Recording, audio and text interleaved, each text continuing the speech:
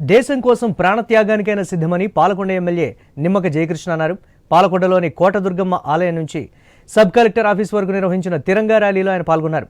ఉగ్రవాదాన్ని పెంచి పోషిస్తోన్న పాకిస్తాన్కు ఆపరేషన్ సింధూర్ ఒక గుణపాఠమని జయకృష్ణ చెప్పారు. ర్యాలీలో పాల్గొనడం తన అదృష్టమని తెలిపారు.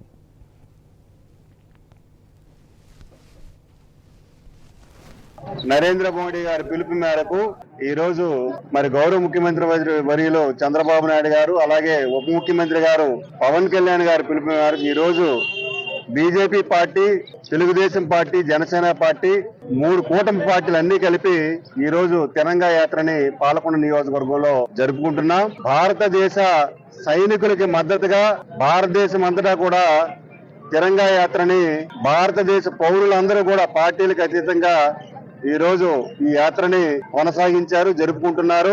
మరి మైదాన ప్రాంతంలో మేమందరం కూడా భారత సైన్యానికి మద్దతుగా ఉంటాము.